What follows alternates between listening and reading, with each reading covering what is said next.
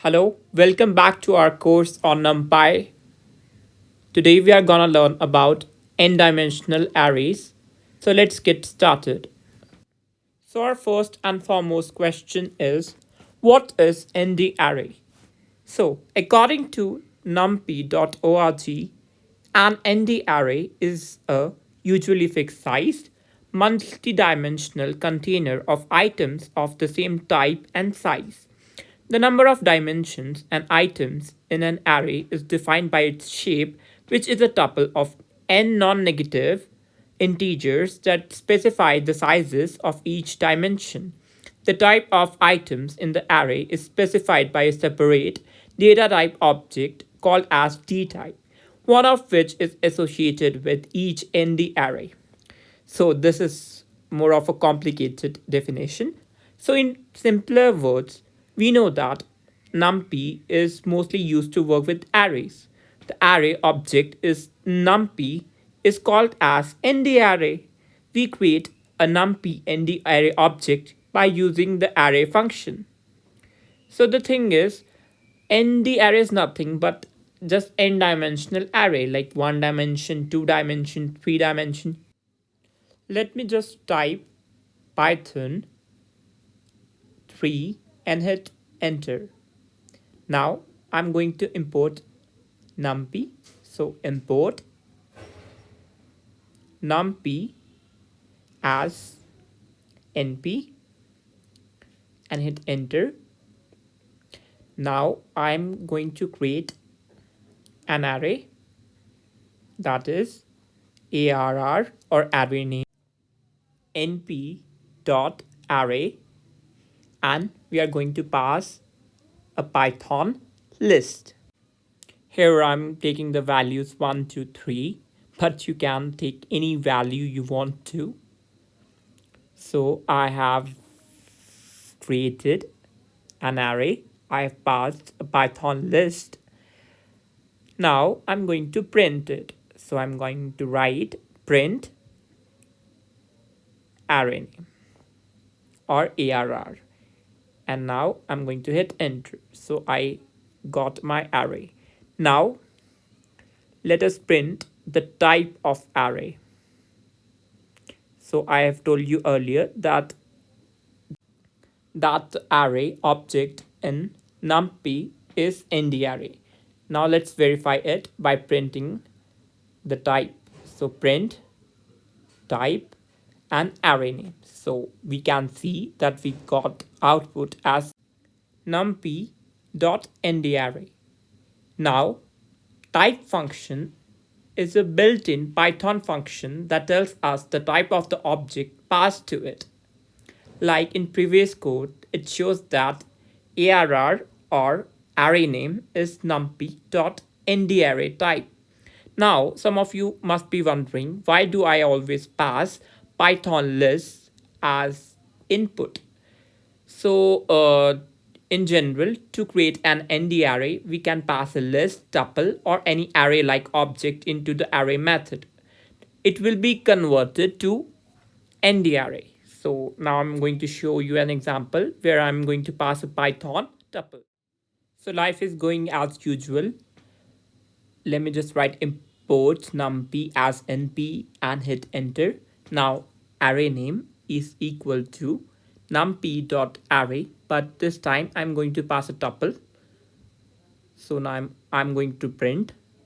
So you can see that it is in a list format. But when I print the type and pass array name, it shows numpy.ndarray. Now let's talk more about arrays. So generally we have an n-dimensional array where n can take the values 0, 1, 2, 3 up to n. So let's start with zero-dimensional arrays. So zero-dimensional arrays are nothing but scalars. For example, the numbers 1, 2, 3, 4, each of them represent a scalar or a zero-dimensional array. Now, an array that has zero-dimensional arrays as its elements is called as a unidimensional or 1D array. For example, I write bracket, and inside I give the values 1, 2, 3, 4. So one dimensional array has zero dimensional arrays as its elements. Similarly, a two-dimensional array has one-dimensional arrays as its elements. A three-dimensional array has 2D arrays or matrices as its elements.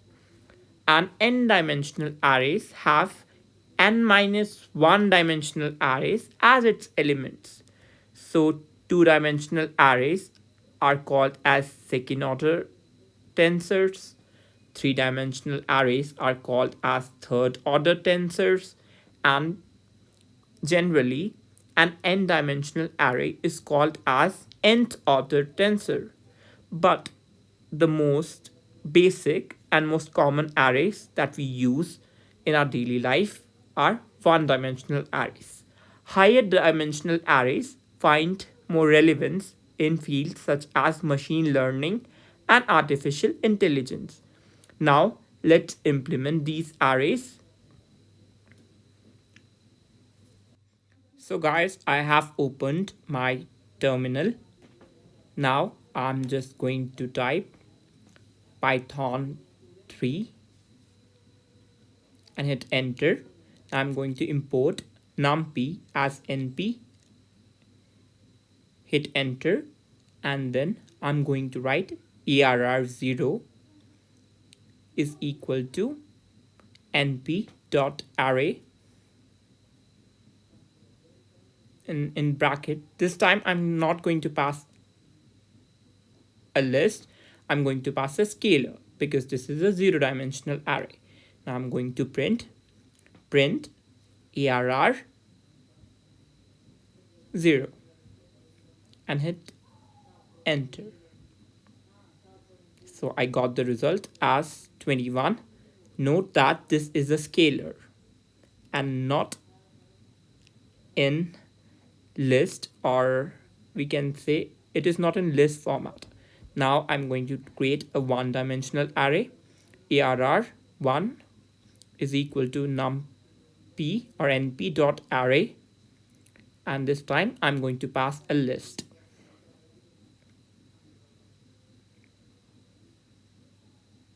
Now I'm going to hit enter. So array has been created. Now I'm going to print it. So I'm going to write print arr1, close the bracket and hit enter. Now let's move on to a 2D array. So I'm going to write arr2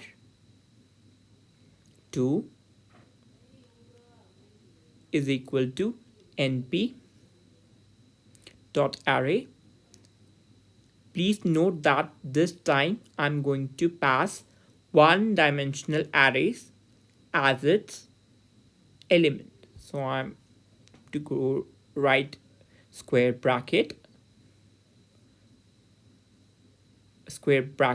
again, and 1, 2, 3, 4.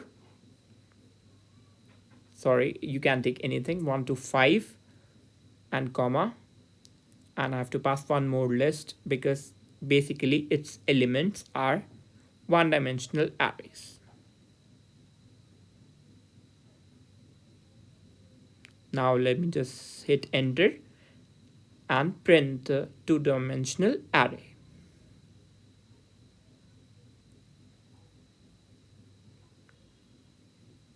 Sorry, I have to print arr of 2, not the value at index 2. So please take care. You can also make this mistake. So now I've printed the array successfully. So let us now create a three-dimensional array which is third order tensor. So arr of 3 is equal to np.array, and this time we are going to pass two-dimensional arrays as its elements. So square bracket, and one more square bracket, and pass the elements.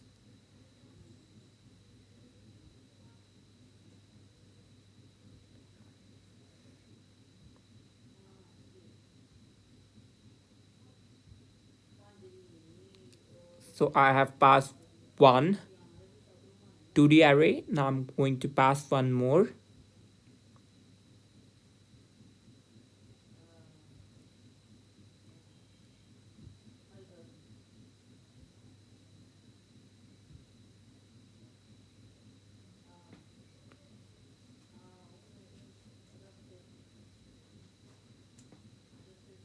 So this three-dimensional array has two-dimensional arrays as its elements. So 3D array has been created. Now we have to print it by using print, and in bracket we have to write ARR of 3 and hit enter. So we have successfully printed a 3D array. Now we have seen how to create a one-dimensional array, a two-dimensional array, and a three-dimensional array. Now I'm giving you an assignment. Create a